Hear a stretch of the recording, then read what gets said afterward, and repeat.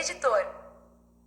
A Cidade de Deus é a obra-prima do maior gênio entre os bispos latinos, e a mais conhecida e lida de suas obras, exceto as Confissões. Ele incorpora os resultados de 13 anos de trabalho intelectual e estudo, de 413 a 426 d.C. É uma defesa do cristianismo contra os ataques dos pagãos em vista do saque da cidade de Roma pelos bárbaros, no momento em que a antiga civilização greco-romana se aproximava de sua queda e uma nova civilização cristã começava a se erguer, em suas ruínas. É a primeira tentativa de uma filosofia da história, sob o aspecto de duas cidades ou comunidades rivais, a cidade eterna de Deus e a cidade perecível do mundo.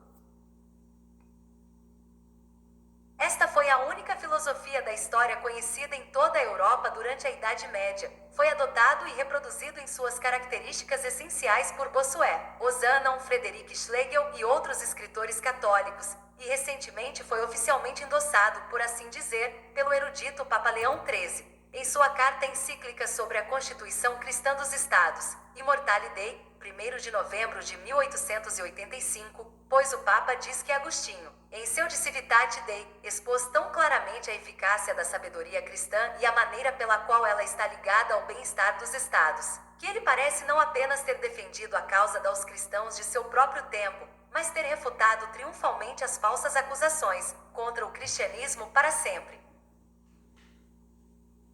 A Cidade de Deus também é muito apreciada por escritores protestantes como Waterland, Milman, Neander, Bindeman, Presence, Flint, The Philosophy of History, 1874, pp 17 SQQ, e Fairbairn, The City of God, London. Segunda edição, 1886, pp 348 SQQ. Mesmo o cético Gibbon, que não tinha qualquer simpatia pela religião e teologia de Agostinho, concede a essa obra pelo menos o mérito de um projeto magnífico, executado com vigor e não inabilidade. Declínio e queda C.H. Chivy. Nota em Harper's edição, volume 3º, 271. Seria injusto julgar a Cidade de Deus pelo padrão da erudição exegética e histórica moderna. As interpretações de Agostinho das Escrituras, embora geralmente engenhosas e muitas vezes profundas, são muitas vezes fantasiosas e carecem do fundamento seguro de um conhecimento das línguas originais, pois ele sabia muito pouco grego e nenhum hebraico, e tinha que depender da versão latina. Ele foi até mesmo preconceituoso a princípio contra a revisão de Jerônimo da muito deficiente Ítala, temendo, em sua solicitude pelos irmãos fracos e tímidos, que mais mal do que bem pudesse ser o resultado dessa grande e necessária melhoria. Seu aprendizado foi confinado à literatura bíblica e romana e aos sistemas da filosofia grega. Ele muitas vezes desperdiça argumentos com opiniões absurdas, e algumas de suas próprias opiniões nos parecem infantis e obsoletas. Ele confina o reino de Deus aos limites estreitos da teocracia judaica e da Igreja Católica visível. Ele não podia, de fato, negar as verdades da filosofia grega, mas ele os derivou das escrituras judaicas e adotou a hipótese impossível de Ambrósio de que Platão se familiarizou com o profeta Jeremias no Egito, Comp. de Dr.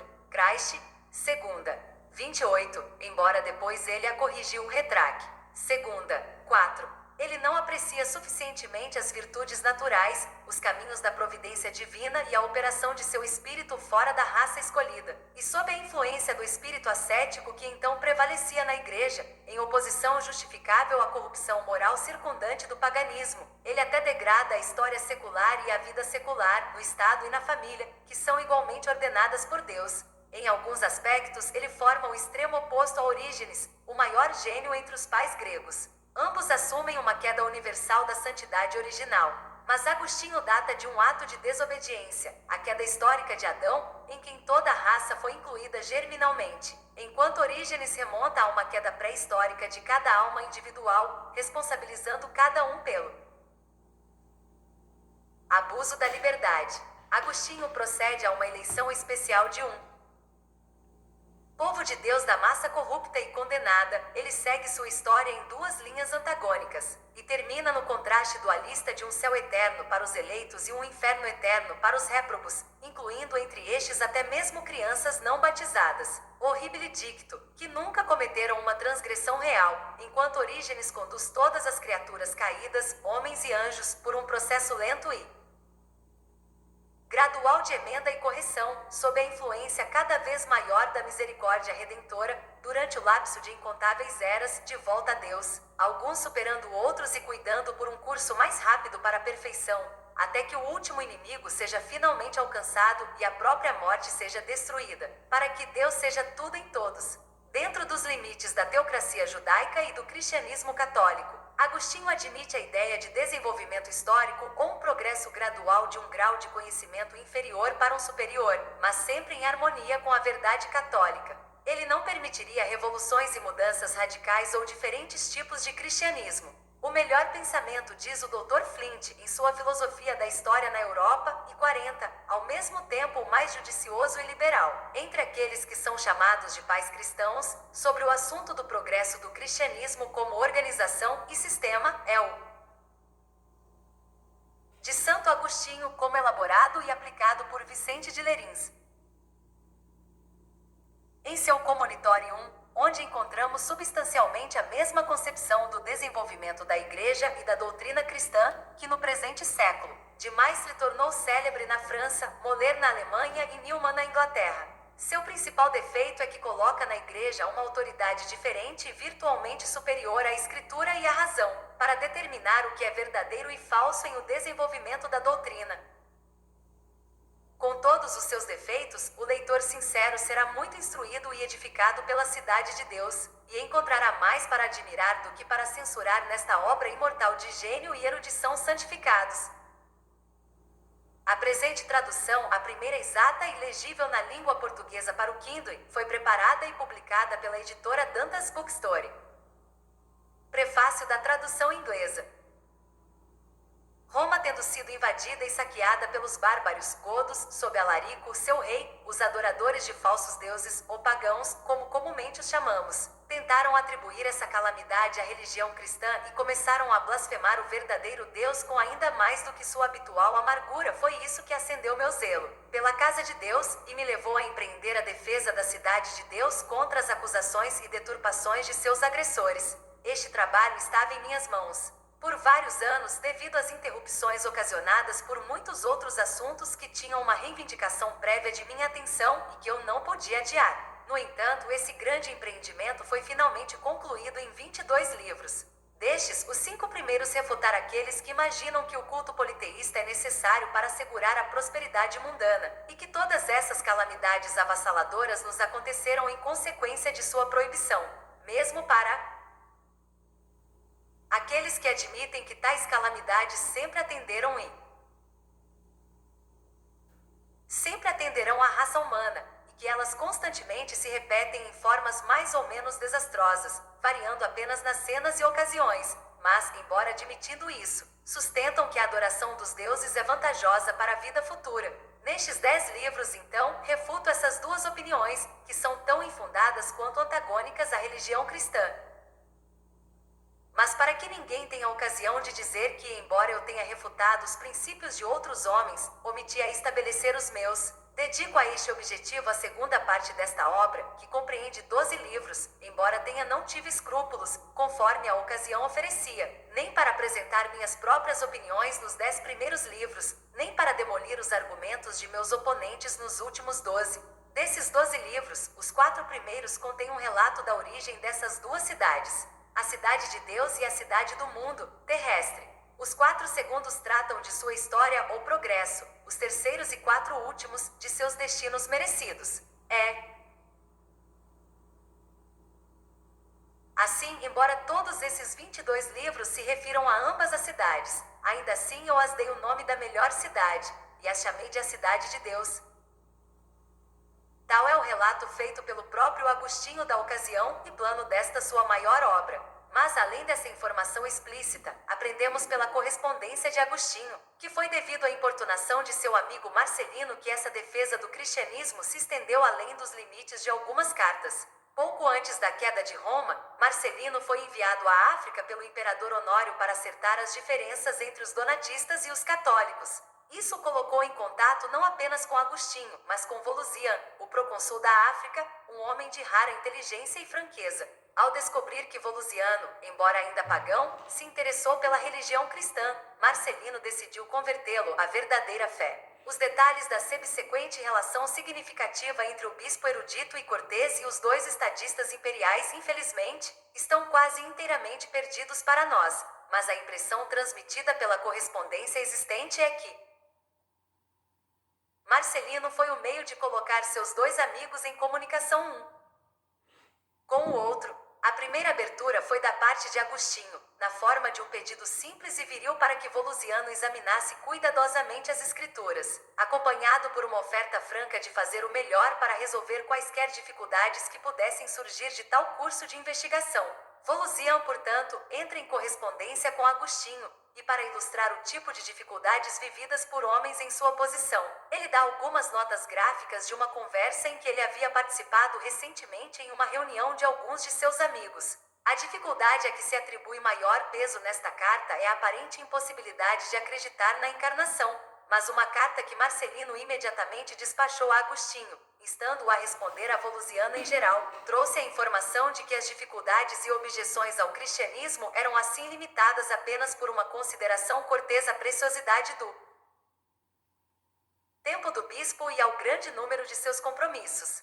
Esta carta, em suma, trouxe à tona o fato importante de que uma remoção de dúvidas especulativas não seria suficiente para a conversão de homens como Volusian, cuja vida era uma com a vida do império. Suas dificuldades eram bastante políticas, históricas e sociais. Eles não podiam ver como a recepção da regra de vida cristã era compatível com os interesses de Roma como senhora do mundo. E assim Agostinho foi levado a ter uma visão mais distinta e mais ampla de toda a relação que o cristianismo mantinha com o antigo estado de coisas, moral, político, filosófico e religioso, e foi gradualmente atraído para empreender o elaborado trabalho agora apresentado para o leitor inglês e que pode mais apropriadamente do que qualquer outro de seus escritos ser chamado de sua obra, prima 2 ou obra de vida. Começou no mesmo ano da morte de Marcelino, 413 d.C., e foi publicado em porções destacadas de tempos em tempos, até sua conclusão no ano 426.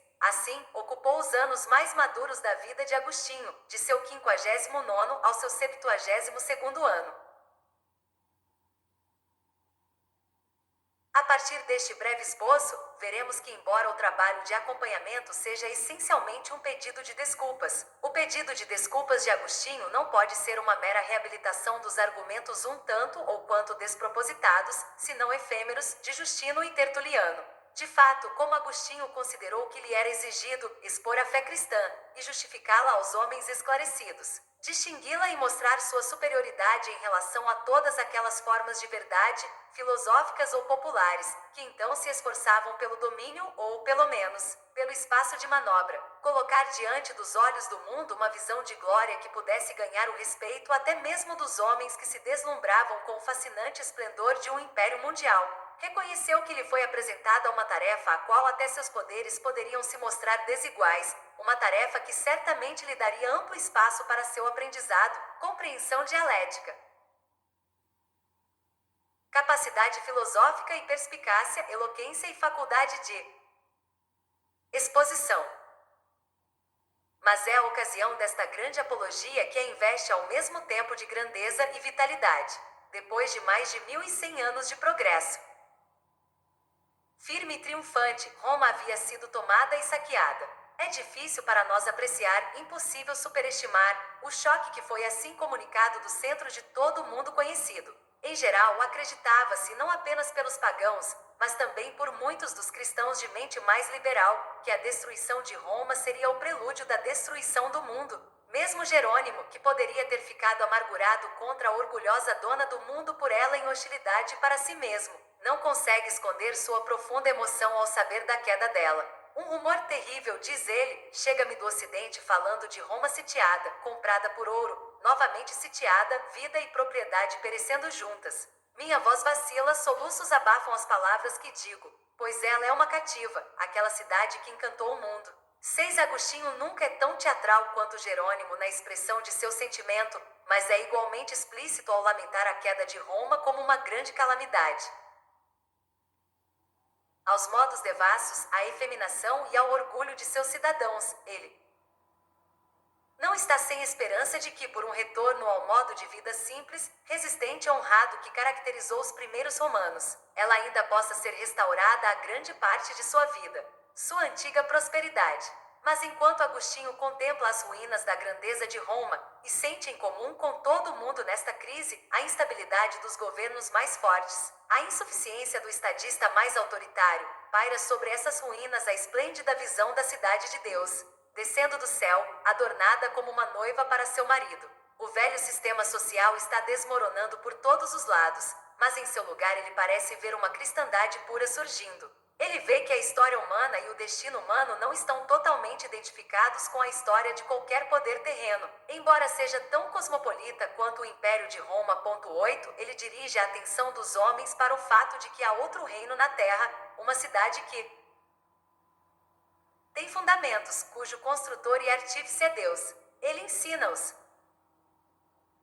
homens a ter visões mais profundas da história, e mostra-lhes como desde o início a cidade de Deus, ou comunidade do povo de Deus, viveu ao lado dos reinos deste mundo e sua glória, e foi aumentando silenciosamente, crescit occulto velut arbora evo. Ele demonstra que a moralidade superior, a verdadeira doutrina, a origem celestial desta cidade, garantem-lhe o sucesso, e contra isso, ele descreve as teorizações tolas ou contraditórias dos filósofos pagãos e a moral desequilibrada do povo, e coloca todos os homens sinceros para dizer, seja na presença de uma causa tão manifestamente suficiente para a queda de Roma, há espaço para imputá-lo à propagação do cristianismo. Ele traça o antagonismo dessas duas grandes comunidades de criaturas racionais até sua primeira divergência na queda dos anjos e até a consumação de todas as coisas no juízo final e destino eterno do bem e do mal. Em outras palavras, a cidade de Deus é o primeiro esforço real para produzir uma filosofia da história, para exibir eventos históricos em conexão com suas verdadeiras causas e em sua sequência real. Este plano de trabalho não é apenas uma grande concepção, mas é acompanhado de muitas vantagens práticas. A principal delas é que admite, e até exige, um tratamento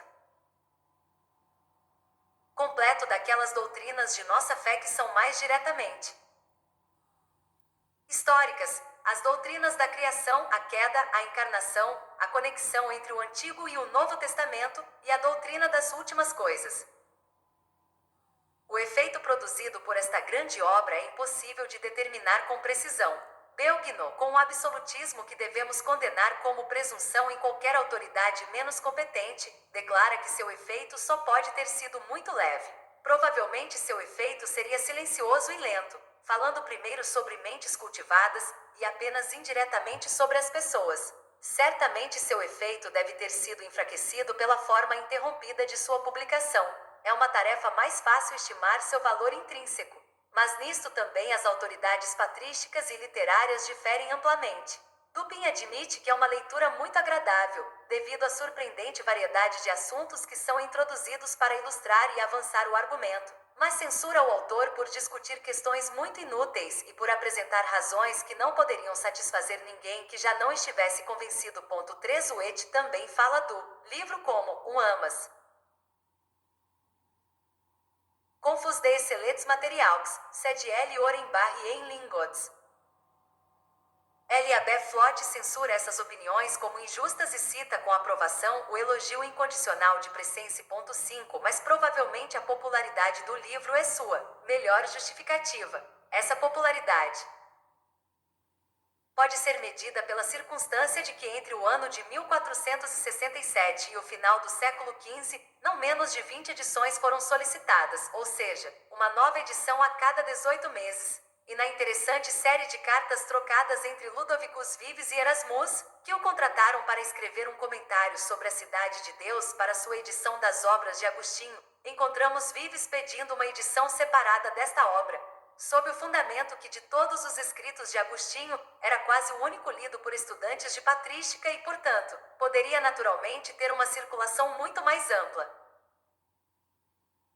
Se fosse perguntado a que se deve essa popularidade, estaríamos dispostos a atribuí-la principalmente à grande variedade de ideias, opiniões e fatos que aqui são trazidos à mente do leitor.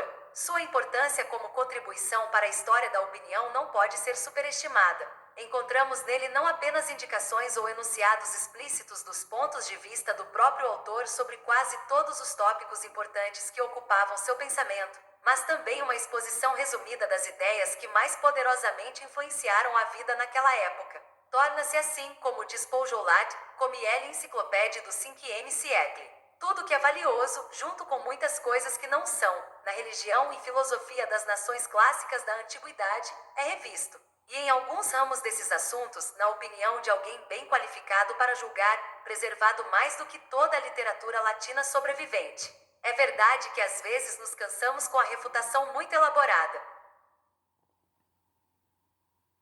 de opiniões que para uma mente moderna parecem absurdos, evidentes, mas se essas opiniões eram de fato predominantes no século V, o investigador histórico não brigará com a forma em que suas informações são transmitidas, nem cometerá o absurdo de atribuir a Agostinho a tolice dessas opiniões, mas sim o crédito de explodi-las. Que Agostinho é um crítico bem informado e imparcial, é evidenciado pela cortesia e franqueza que ele exibe uniformemente a seus oponentes, pelo respeito que conquistou dos próprios pagãos e por sua própria infância. A crítica mais rigorosa o considerou culpado em relação a questões de fato apenas em alguns casos muito raros, que podem ser facilmente explicados. Seu aprendizado não seria de fato comparado com o que é considerado como tal em nossos dias. Sua vida era muito ocupada e muito dedicada aos pobres e aos espiritualmente necessitados, para admitir qualquer aquisição extraordinária. Ele não tinha acesso a nenhuma literatura além do latim, ou pelo menos ele só tinha grego suficiente para se referir a autores gregos sobre pontos importantes, e não o suficiente para ler seus escritos com facilidade e prazer. Mas ele tinha um profundo conhecimento de seu próprio tempo, e um conhecimento familiar não apenas com os poetas latinos, mas com muitos outros autores, alguns de cujos escritos estão agora perdidos para nós, exceto os fragmentos preservados por meio de suas citações. Mas o interesse ligado à Cidade de Deus não é meramente histórico. É a seriedade e habilidade com que ele desenvolve suas próprias visões filosóficas e teológicas que gradualmente fascinam o leitor e o fazem ver porque o mundo colocou entre os poucos maiores livros de todos os tempos. As linhas fundamentais da teologia agostiniana são aqui estabelecidas de forma abrangente e interessante. Nunca se pensou tão abstrato expresso em linguagem tão popular. Ele lida com problemas metafísicos com a desenfreada facilidade de Platão, com toda a precisão e agudeza de Cícero, e mais profundo do que Cícero. Ele nunca está mais à vontade do que quando expõe a incompetência do neoplatonismo ou demonstra a harmonia da doutrina cristã e da verdadeira filosofia. E embora haja na Cidade de Deus, como em todos os livros antigos, coisas que nos parecem infantis e estéreis, há também as mais surpreendentes antecipações da especulação moderna. Há uma luta séria com aqueles problemas que são continuamente reabertos porque estão subjacentes à relação do homem com Deus e com o mundo espiritual, os problemas que não são peculiares a nenhum século. Enquanto lemos essas discussões animadas, os 14 séculos caem entre nós e o santo africano. E ao seu lado exortamos hoje a busca imemorial e a velha queixa. Nenhum sinal externo para nós é dado. Do mar ou da terra não vem resposta. Silenciado como o cálido céu da Numídia, ele questionou vaidosamente nosso céu congelado. É verdade que o estilo do livro não é tudo o que se poderia desejar. Há passagens que só podem interessar ao antiquário. Há outros sem nada para redimi-los a não ser o brilho de sua eloquência. Há muitas repetições. Há um uso ocasional de argumentos quase-ingenieux que solides, como diz M. Raciocinador cuja dialética é mais formidável, mais perspicaz, criteriosa que a de Sócrates ou Tomás de Aquino. Há um santo cuja ardente e genuína sentimento devocional irrompe através da argumentação mais severa. Há um homem cuja bondade e inteligência, simpatias universais e amplitude de a Cidade de Deus. Não.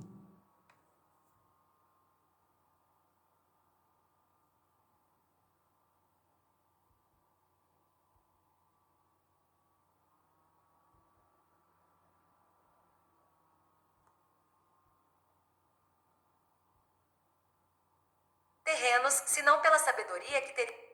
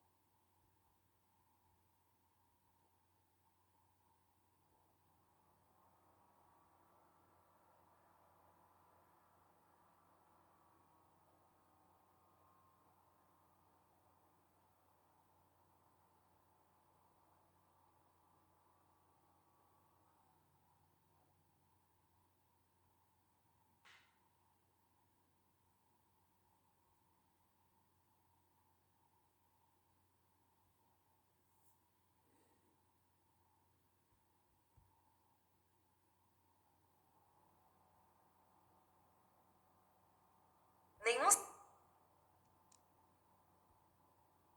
nenhum sinal externo para nós é dado. Do mar ou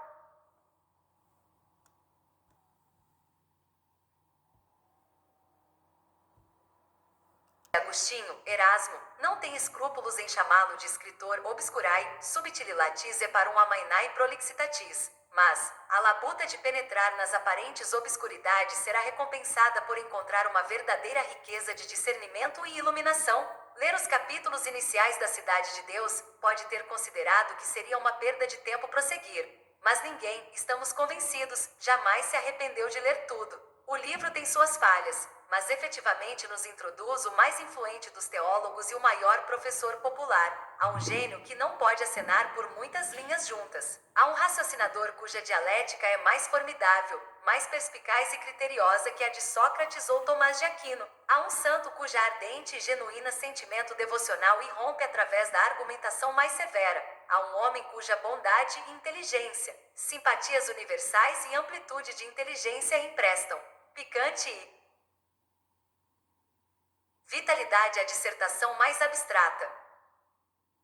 A propriedade de publicar uma tradução tão escolhida como um espécime da literatura antiga não precisa de defesa. Como observa Poujolat muito sensatamente, não há muitos homens hoje em dia que lerão uma obra em latim de 22 livros. Talvez haja menos ainda que devam fazê-lo. Com nossos vizinhos ocupados na França, este trabalho tem sido um dos principais favoritos por 400 anos. Pode-se dizer que há 8 traduções independentes para a língua francesa. Embora algumas delas sejam em parte meras revisões, uma dessas traduções teve até 4 edições. A mais recente é a que faz parte da série Nizad, mas o melhor, até onde vimos, é o do talentoso professor de filosofia no Colégio da França, Émile Seisser. Esta tradução é realmente tudo o que se pode desejar. Aqui e ali ocorre uma omissão, e em cerca de 1 ou 2 traduções pode existir uma diferença de opinião. Mas a felicidade e o espírito extraordinários de tudo mostram que foi um trabalho de amor, a homenagem afetuosa de um discípulo orgulhoso de seu mestre. O prefácio de M. Seisser é uma das contribuições mais valiosas já feitas para a compreensão da filosofia de Agostinho. Das traduções inglesas houve uma pobreza inexplicável. Só existe um, e isso é tão excepcionalmente ruim, tão diferente das traduções atrevidas do século XVII em geral, tão impreciso e tão frequentemente ininteligível, que não é impossível que tenha feito algo para dar ao público inglês um desgosto pelo livro em si. Que a presente tradução também possa ser melhorada, sabemos que muitos homens eram mais aptos para a tarefa, em termos de erudição, somos muito sensatos. Mas que alguém o teria executado com maior afeição e veneração pelo autor, não estamos preparados para admitir. Algumas notas foram adicionadas onde parecia ser necessário. Alguns são originais, alguns do beneditino Agostinho, e o resto do elaborado comentário de Vives.4. Marcos 2. Glasgow, 1871. Livro I. Argumento. Agostinho censura os pagões que atribuíram as calamidades do mundo, e especialmente o recente saque de Roma pelos godos, bárbaros, à religião cristã, e sua proibição de adorar os deuses. Ele fala das bênçãos e mal da vida, que então, como sempre, aconteceu a homens bons e maus igualmente. Por fim, ele representa a vergonha dos que lançaram aos cristãos que suas mulheres foram violadas pelos soldados. Prefácio, explicado seu projeto na realização desta obra. A gloriosa cidade de Deus é o meu tema neste trabalho, que você, meu querido filho Marcelino, sugeriu, e que é devido a você por minha promessa. Eu empreendi sua defesa contra aqueles que preferem seus próprios deuses ao fundador desta cidade, uma cidade extraordinariamente gloriosa. Quer vejamos como ainda vive pela fé neste curso fugaz do tempo, e peregrina como um estranho no meio dos ímpios, ou como ele deve habitar na estabilidade fixa de seu assento eterno, que agora com paciência espera, esperando até que a justiça retorne ao julgamento e obtenha, em virtude de sua excelência, vitória final e perfeita paz. Um grande trabalho este e um árduo, mas Deus é meu ajudador, pois sei que capacidade é necessária para persuadir os orgulhosos quão grande é a virtude da humildade, que nos eleva, não por uma arrogância bastante humana, mas por uma graça divina acima de todas as dignidades terrenas que cambaleiam.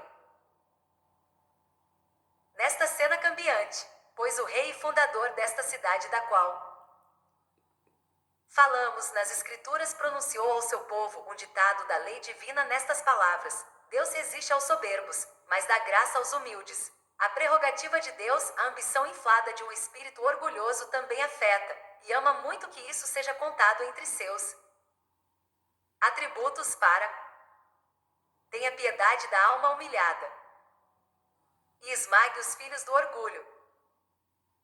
E, portanto, como o plano deste trabalho que empreendemos exige e conforme a ocasião oferece, devemos falar também da cidade terrena, que, embora seja senhora das nações, é governada por sua luxúria de governo. Capítulo 1. Dos adversários do nome de Cristo, a quem os bárbaros por causa de Cristo pouparam quando atacam a cidade. 1. Pois a esta cidade terrena pertencem os inimigos contra os quais tenho que defender a cidade de Deus.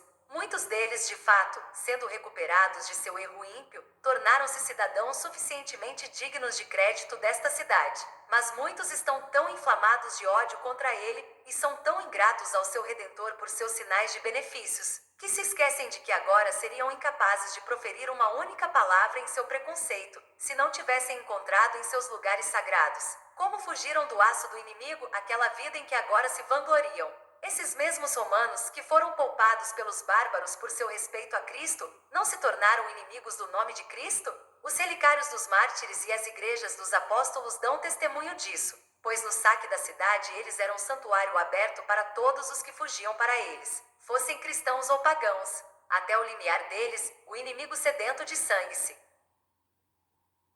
enfureceu. Ali sua fúria assassina tinha um limite. Para lá foi o inimigo, que alguma pena transmitiu àqueles a quem deram quartel, para que não caísse sobre eles menos misericordiosamente dispostos. E de fato, quando mesmo aqueles assassinos que em todos os lugares se mostravam impiedosos chegavam àqueles lugares onde era proibido o que a licença de guerra permitia em todos os outros lugares, sua fúria furiosa pela matança foi refreada e sua ânsia de fazer prisioneiros foi saciada. Assim escaparam multidões que agora censuram a religião cristã e imputam a Cristo os males que caíram sobre sua cidade, mas a preservação de sua própria vida, um benefício que eles devem ao respeito que os bárbaros têm por Cristo, eles atribuem não ao nosso Cristo, mas à sua própria boa sorte. Eles deveriam antes, se tivessem alguma percepção correta, atribuir as severidades e dificuldades infligidas por seus inimigos àquela providência divina que costuma reformar as maneiras depravadas dos homens pelo castigo, e que exerce com aflições semelhantes os justos e louváveis, seja traduzindo-os, depois de terem passado pelo julgamento para um mundo melhor, ou detendo-os ainda na terra para fins ulteriores. E eles devem atribuir ao espírito destes tempos cristãos, que, contrariamente ao costume da guerra, esses bárbaros sanguinários os pouparam, e os pouparam por amor de Cristo. Se essa misericórdia foi realmente mostrada em lugares promíscuos ou naqueles lugares especialmente dedicado ao nome de Cristo, e dos quais os maiores foram selecionados como santuários, para que todo o escopo pudesse ser dado à compaixão expansiva que desejava que uma grande multidão pudesse encontrar abrigo ali. Portanto, devem dar graças a Deus e com sincera confissão, refugiar-se em seu nome, a fim de escaparem do castigo do fogo eterno. Aqueles que com lábios mentirosos tomaram sobre si este nome, para escaparem do castigo da destruição presente. pois daqueles que você vê insultando insolentemente e descaradamente os servos de Cristo, há números que não teriam escapado dessa destruição e matança se não tivessem fingido que eles mesmos eram servos de Cristo. No entanto, agora com orgulho ingrato e loucura mais ímpia, e correndo o risco de serem punidos nas trevas eternas, eles se opõem perversamente àquele nome sob o qual se protegeram fraudulentamente para desfrutar da luz desta breve vida. Capítulo 2, que é totalmente contrário ao uso da guerra, que os vencedores devem poupar os vencidos por causa de seus deuses. Há histórias de inúmeras guerras, tanto antes da construção de Roma como desde sua ascensão e extensão de seu domínio, que estes sejam lidos, e que seja citado um exemplo em que, quando uma cidade foi tomada por estrangeiros, os vencedores pouparam aqueles que foram encontrados fugindo para o santuário dos templos de seus deuses. Ou um caso em que um general bárbaro deu ordens para que ninguém fosse morto pela espada que havia sido encontrado neste ou naquele templo. Não viu Enéas morrendo Príamo no santuário, manchando a lareira que ele fez divina? Não Diomedes e Ulisses. Arraste com as mãos vermelhas a sentinela morta, sua imagem fatídica de seu fane. Suas mechas castas se tocam e mancham com sangue. A coroa virgem que ela usava? Nem é verdade o que se segue que, dali em diante a maré da fortuna mudou, e a Grécia ficou fraca. Pois depois disso conquistaram e destruíram Troia com fogo e espada. Depois disso, eles decapitaram Príamo enquanto ele fugia para os altares. Nem Troia pereceu porque perdeu Minerva. Pois o que a própria Minerva perderá primeiro, para perecer? Seus guardas, talvez? Sem dúvida, apenas seus guardas. Pois assim que eles fossem mortos, ela poderia ser roubada. Não foram, de fato, os homens que foram preservados pela imagem, mas a imagem pelos homens. Como então ela foi invocada para defender a cidade e os cidadãos, ela que não podia defender seus próprios defensores? Capítulo 3. Que os romanos não demonstraram sua habitual sagacidade quando confiaram que seriam beneficiados pelos deuses, que não haviam sido capazes de defender o Troia. E estes são os deuses a cujos cuidados protetores os romanos se deleitaram em confiar sua cidade. Ó, também erro lamentável! E eles se enfurecem conosco quando falamos assim sobre seus deuses, embora, longe de se enfurecerem com seus próprios escritores, desembolsem dinheiro para aprender o que dizem, e de fato os próprios professores desses autores são considerados dignos de um salário do erário público e de outras honras. A Virgílio, que é lido pelos meninos, para que este grande poeta, o mais famoso e aprovado de todos os poetas, possa fecundar suas mentes virgens, e não ser facilmente esquecido por eles, segundo aquele ditado de Horácio. O barril fresco mantém por muito tempo seu primeiro sabor. Bem, neste Virgílio, eu digo, Juno é apresentado como hostil aos troianos, e agitando Éolo, o rei dos ventos, contra eles nas palavras. Uma raça que eu odeio agora arrumar, transportando Troia para a Itália. E os deuses do lar conquistaram. E os homens prudentes deveriam ter confiado a defesa de Roma a esses deuses conquistados? Mas dir-se-á isto foi apenas o que disse Juno, que como uma mulher zangada, não sabia o que dizia. O que então diz o próprio a Enéas que é tantas vezes designado piedoso. Ele não diz: eis, Pantus, escapado da morte por voo, sacerdote de Apolo nas alturas, seus deuses conquistados com mãos trêmulas. Ele suporta e abriga demandas rápidas. Não está claro que os deuses, a quem ele não tem escrúpulos em chamar de conquistados, foram mais confiados a Enéas do que ele a eles, quando lhe é dito: os deuses de seus santuários domésticos, seu país para seus cuidados consigna? Se então Virgílio diz que os deuses eram como esses, e foram conquistados, e que quando conquistados, não poderiam escapar senão sob a proteção de um homem, que loucura supor que Roma foi sabiamente confiada a esses guardiões, e não poderia ter sido tomada a menos que as tivesse perdido. De fato, adorar deuses conquistados como protetores e campeões, o que é isso senão adorar, não boas divindades, mas maus presságios? Não seria mais sensato acreditar, não que Roma nunca teria caído em uma calamidade tão grande se eles não tivessem perecido primeiro, mas sim que eles teriam perecido há muito tempo se Roma não os tivesse preservado tanto quanto pôde? Pois quem não vê quando pensa nisso, que suposição tola é que eles não poderiam ser vencidos sob defensores vencidos, e que eles só pereceram porque perderam seus deuses guardiões, quando, de fato, a única causa de seu perecimento foi que eles escolheram para seus protetores deuses condenados a perecer. Os poetas, portanto, quando compuseram e cantaram essas coisas sobre os deuses conquistados, não tiveram a intenção de inventar falsidades, mas proferiram como homens honestos, o que a verdade extorquiu deles. Isso, no entanto, será discutido cuidadosa e copiosamente em outro lugar mais apropriado. Enquanto isso, explicarei brevemente e com o melhor de minha capacidade o que quis dizer sobre esses homens ingratos que blasfemamente imputam a Cristo as calamidades que eles merecidamente sofrem por causa de seus próprios caminhos perversos. Enquanto que é por amor de Cristo poupado eles, apesar de sua maldade, eles nem se dão ao trabalho de notar, e em sua insolência louca e blasfema, eles usam contra seu nome aqueles mesmos lábios com os quais eles falsamente alegaram esse mesmo nome para que suas vidas fossem poupadas. Nos lugares consagrados a Cristo, onde por amor a ele nenhum inimigo os prejudicaria, eles restringiam suas línguas para que pudessem estar seguros e protegidos. Mas tão logo eles saem desses santuários, eles desenfreiam essas línguas para lançar contra ele maldições cheias de ódio. Capítulo 4. Do asilo de Juno em Troia, que não salvou ninguém dos gregos, e das igrejas dos apóstolos, que protegeram dos bárbaros todos os que fugiram para eles. A própria Troia, a mãe do povo romano, não foi capaz, como eu disse, de proteger seus próprios cidadãos nos lugares sagrados de seus deuses do fogo e da espada dos gregos, embora os gregos adorassem os mesmos deuses. Não só isso, mas Fênix e Ulisses caíram nos tribunais vazios pela cela de Juno, foram colocados os despojos para guardar, arrebatado dos santuários em chamas. Lá estava o poderoso tesouro Gilium, ricos altares, taças de ouro maciço e roupas cativas, enroladas rudemente em uma pilha promíscua, enquanto meninos e matronas, selvagens de medo, em longa fila estavam de pé perto. Em outras palavras, o lugar consagrado a tão grande deusa foi escolhido, não para que dele ninguém pudesse ser levado cativo, mas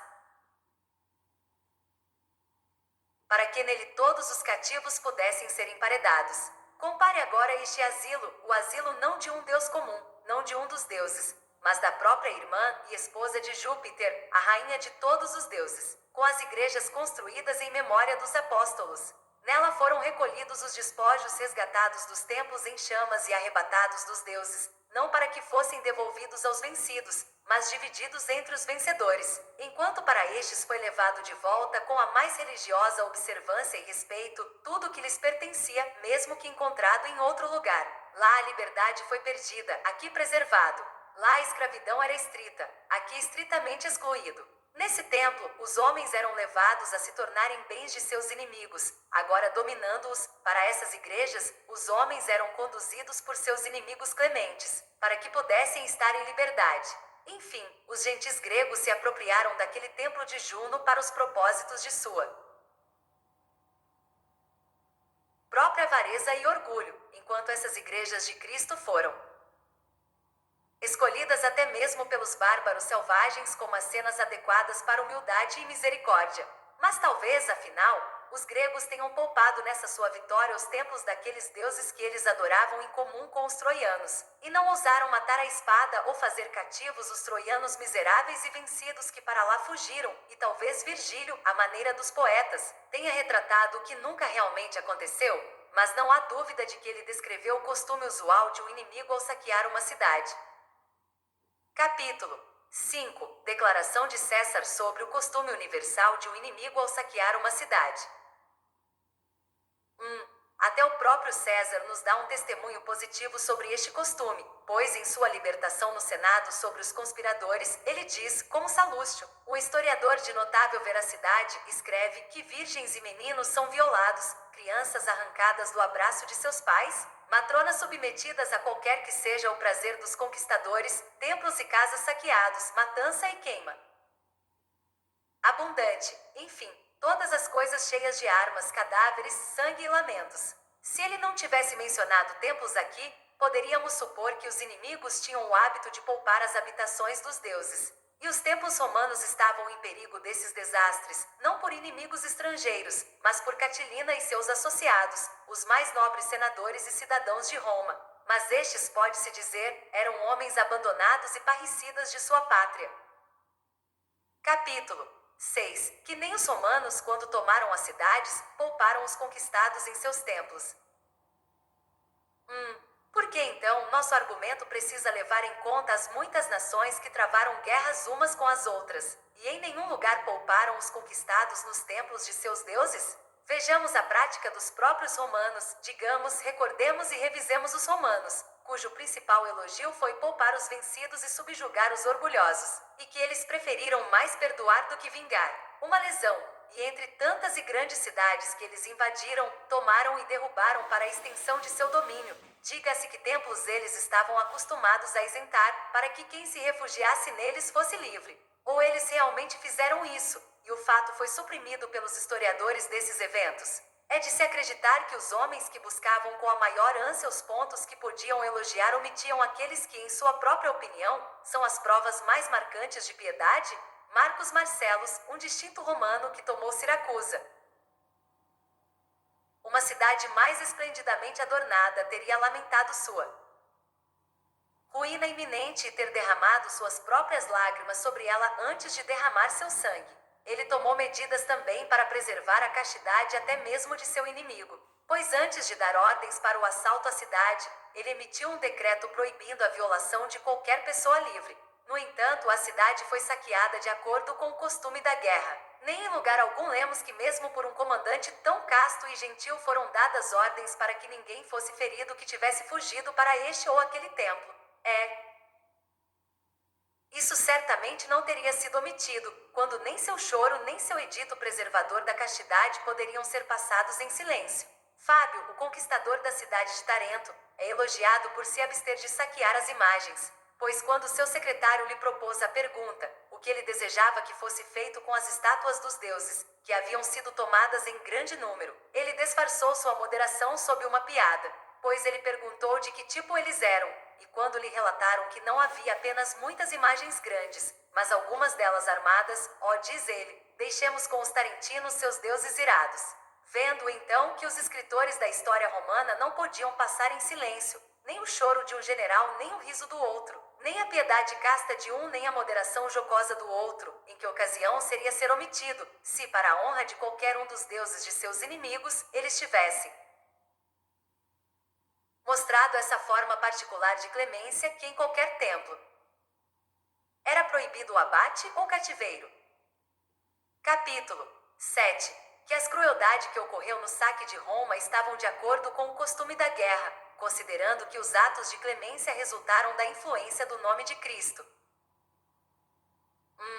Todo o espólio, então, a que Roma foi exposta na calamidade recente, toda a matança, pilhagem, queima e miséria foi o resultado do costume da guerra. Mas o que era novo era que os bárbaros selvagens se mostravam tão gentilmente, que as maiores igrejas foram escolhidas e separadas para o propósito de serem preenchidas com o povo a quem foi dado quarto, e que nelas ninguém foi morto, desde nenhum deles foi arrastado à força, que para eles muitos foram levados por seus inimigos clementes para serem libertados, e que deles nenhum foi levado à escravidão por inimigos impiedosos. Quem não vê que isso deve ser atribuído ao nome de Cristo e ao temperamento cristão é cego. Quem vê isso e não elogia é ingrato. Quem impede alguém de louvá-lo é louco, longe de qualquer homem prudente.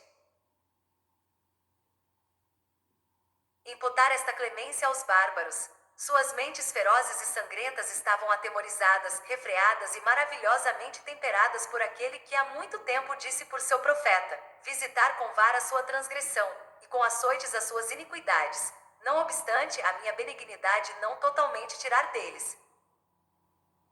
Capítulo 8. Das vantagens e desvantagens que frequentemente acrescem indiscriminadamente a homens bons e maus.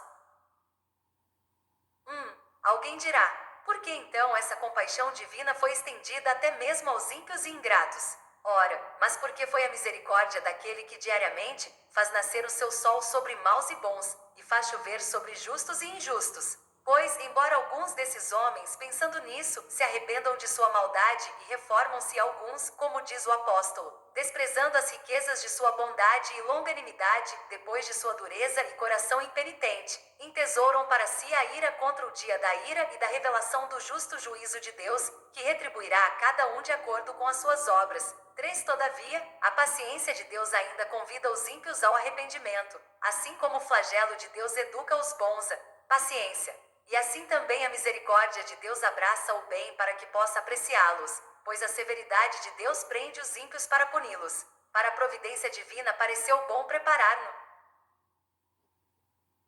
mundo vindouro para os bens justos, que os injustos não desfrutarão, e para os maus coisas más, pelas quais os bons não serão atormentados. Mas quanto às coisas boas desta vida e seus males, Deus quis que fossem comuns a ambos, para que não cobicemos com muita avidez as coisas que os homens maus são vistos como desfrutando igualmente, nem nos encolhemos com o medo impróprio dos males que até os homens bons costumam sofrer.